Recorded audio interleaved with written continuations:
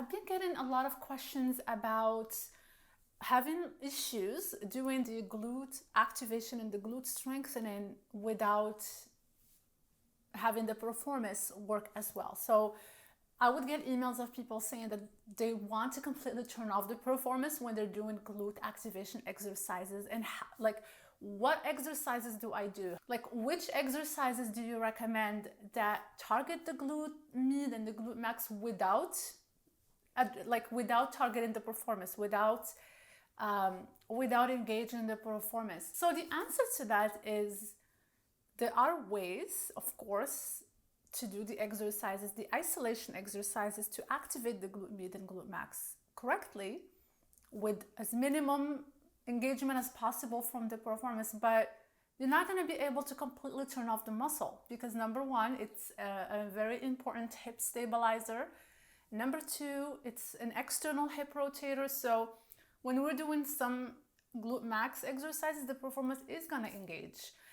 And you kind of want it to engage. Like, we always want to train all of our muscles to work together. So it doesn't make sense to completely turn it off because, okay, now you have very strong glutes, but you don't have a strong muscle stabilizer that's important to the hips. So, and I understand that when it's hurting, when it's painful, of course, because very small movements can irritate it. It can make the spasms worse. And believe me, I have experienced it not just in the past years, but also in my recent flare-up. I have shared a video about a flare-up that I had about a year ago when, it was really flaring up and I couldn't even do body weight lunges. So I understand when the muscle is just painful and you just want to turn it off. So I have some tips to help you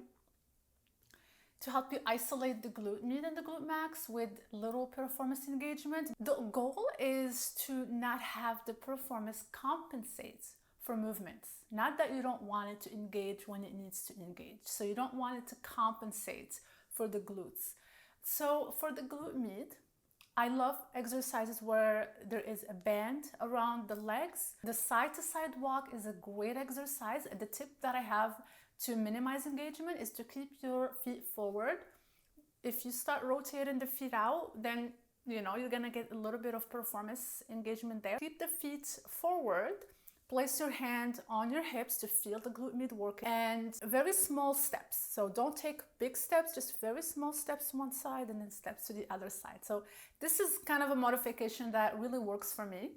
The other tip, also the lateral raises. When you're doing the lateral raises, instead of doing them just on the mat, because that will require some hip stabilizers to kick in, including the Piriformis, I find the wall slides to be a really good exercise because you're using the wall, you're pressing against the wall to lift your leg up. So you're using the wall for stability, which takes the load off of those stabilizers.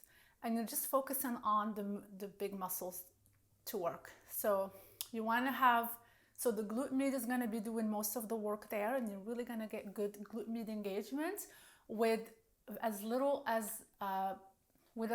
Piriformis engagement in that specific exercise. And you don't have to lift really high up. Just go up as far as you can comfortably, and then lower down slowly. So working on that eccentric movement and activating the glute med with little Piriformis engagement.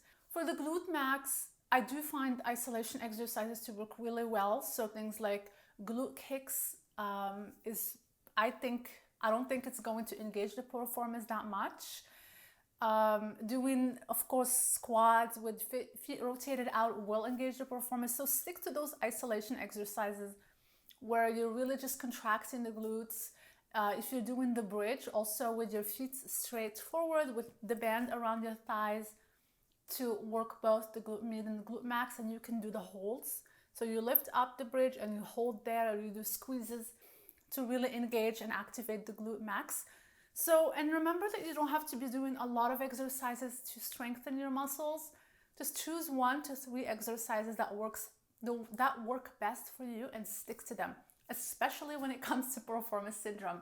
Many times we have a huge list of exercises we want to do, but it can be just too much for the body. I find that doing 1 to 3 exercises that work really well for me. I can take my time doing them.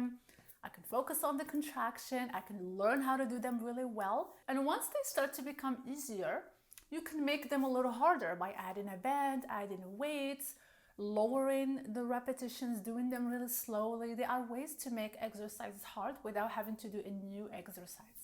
So again, remember that the goal is not to never work the piriformis, but just to avoid piriformis compensation. It's just that the moment we stop using the muscle for compensation, when we fix the underlying imbalances that keep getting the muscle to engage when it shouldn't, then we can start to exercise normally. And the piriformis will be strong also when you do engage in exercises that have that external rotation. So the goal is, again, not to never do external rotation exercises. We definitely want to include those as well to strengthen the external hip rotators. In fact, I do have videos on how to strengthen the piriformis and how to do those external hip rotation exercises safely without triggering pain. So I hope that this video has some tips for you that you can use today. And if there's any point that's not clear that you want me to explain more, leave me a comment below.